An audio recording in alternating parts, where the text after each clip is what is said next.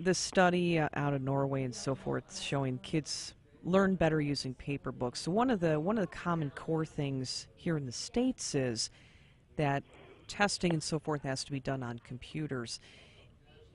From what you've seen in your classroom, do kids learn better with paper books and papers?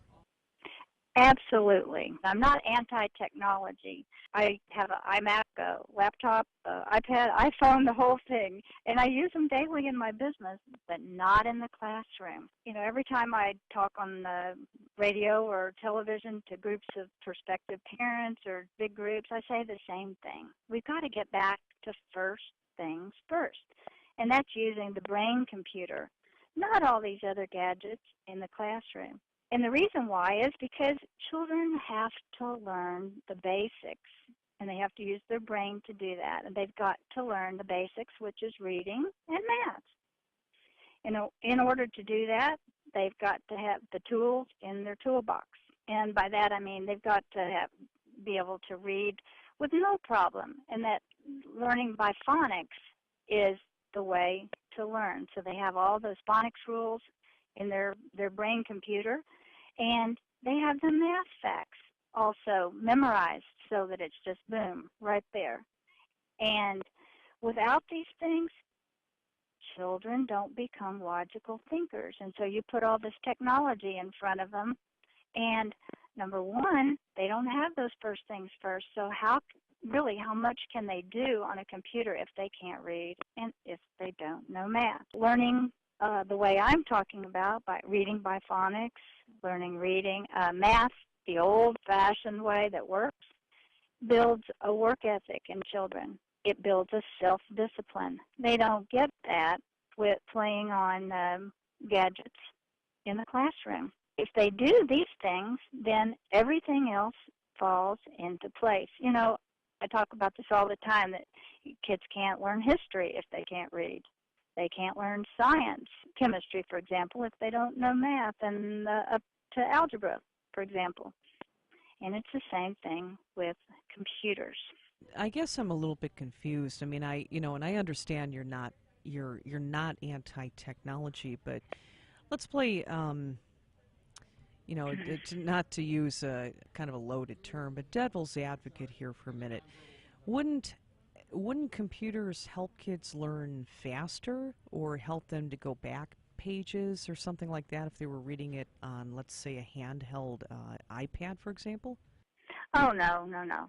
They're much better off to have flashcards in their hands. They're much better to have the flashcards there, for example, with math facts, so that they can take bite-sized pieces. You know, 1 plus 1 is 2, 2 plus 1 is 3, 3 plus 1 is 4, and just practice those three things over and over and over again so that they have those memorized. By doing that, they're building this self-discipline, this work ethic. Playing on an iPad, for example, when they're little and learning, what they're doing is they're just punching a color or which box matches the other one. That's not real learning. Those are games.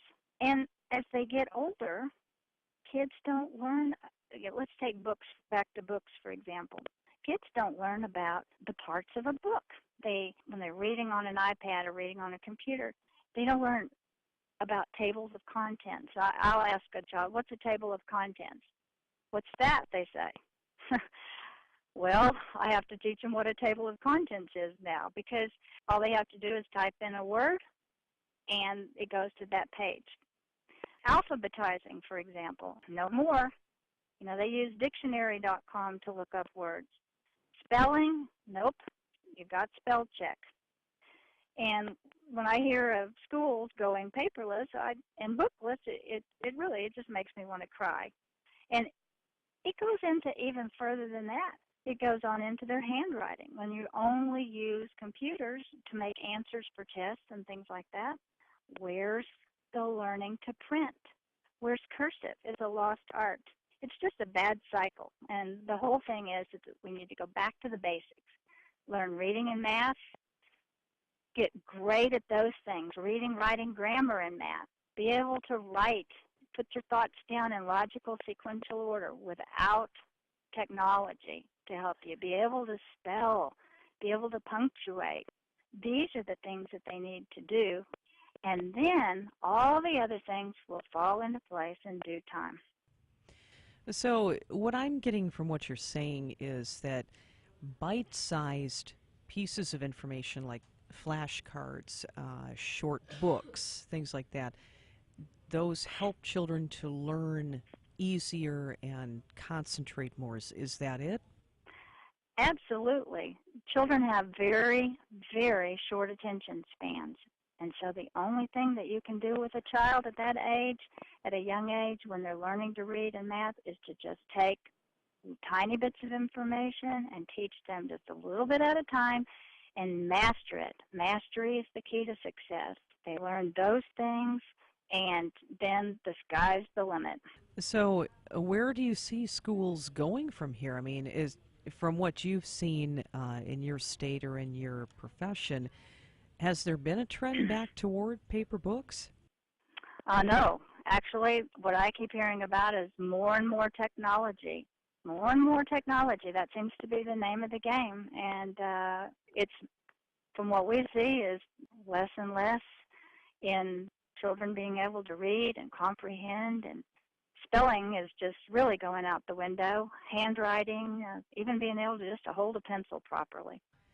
So, what can parents do to reverse that trend? That's a very good question. I wish I had the answer. Our leaders are going this direction. They have to talk to those people. They have to talk to their individual school districts. And if they don't make the change, which I don't foresee that happening, then they have to take the bull by the horns and do it themselves. Okay, well, that makes sense.